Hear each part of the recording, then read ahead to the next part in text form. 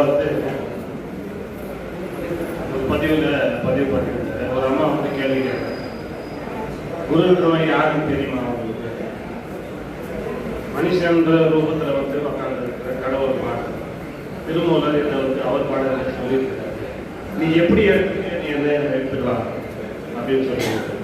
நாம தான் அதை தெரியாத எப்படியோ மந்திரம் அவர் வந்து அவர் வாயிலே சொல்லிட்டார், நான் தான் கடவுளாக வந்துருக்கிறேங்க அப்படின்னு வந்து நான் உங்களுக்கு உபதேசம் கொடுத்துருக்கேன். யாரும் வணங்கக்கூடாது, கெட்டு போயிடக்கூடாது அப்படின்னு சொல்லி பாடுபடுறேன். நம்ம இருக்கும்போது யாரும் அதை சரியா பயன்படுத்தி நினைக்கிறேன். ஏன்னா அவர் நிலையில் அவர் நிச்சயமா இருந்தார், சத்தியமா இருந்தார். என்ன காரணம்னா அந்த நிலையிலிருந்து அவர் கீழே வந்துடக்கூடாது அப்படின்ற ஒரே நிலையில இருந்தார். எவ்வளவு பட்சத்துல இருக்கிறோம், இந்த குருன்ற ஒரு பேர் நம்ம கீழே தள்ளிடக்கூடாது அப்படின்ற கட்டாயத்தில் அவர் என்னைக்குமே மாறல. அதனாலதான் அவருக்கு அந்த செங்கோல் கிடைச்சது.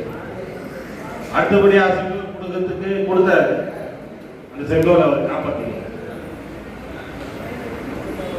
நான் குருன்னு அவர் என்னைக்குமே சொல்லலை. நான் ஒரு வழிபோக்கன் தான் அப்படின்னு சொன்னார். ஆனாலுமே அவர் மறைமுகமா சொல்லியிருக்காரு. இன்னொரு பதிவில் என்ன சொல்லியிருப்பாருன்னா, 10 பேர் கும்பல் சேர்ந்து ஒரு பிரச்சனை நடக்குது, ஒருத்தர் அங்க பாதிக்கப்பட்டிருக்கிறாங்க. அங்க போய் 10 பேர் உதவுறதுல நான் உதவ மாட்டேன் அப்படின்னு சொல்லியிருப்பாரு. அவரே இன்னொரு இடத்துல பதிவு பண்ணியிருப்பாரு, நான் வந்து யாருமே உதவல அப்படின்னு சொல்லும்போது அவங்களுக்கு போய் முன்ன நின்று நான் ஒரு ஆளா உதவுறேன் அப்படின்னு சொல்லியிருப்பாரு.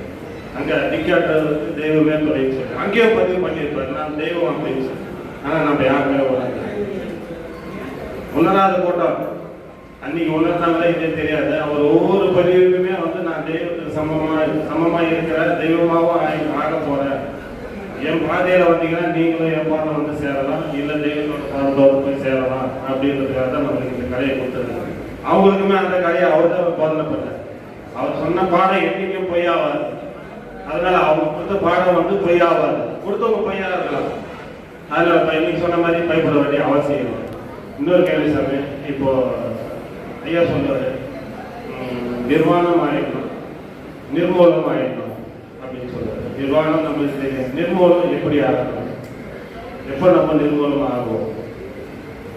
நிர்மூலம் அப்படின்னா நிர்வாணம்னா நமக்கு என்ன தெரியும்? நிர்வாணமோ நிர்மூலமோ ஏறக்குறைய ஒரே விஷயம் தான்.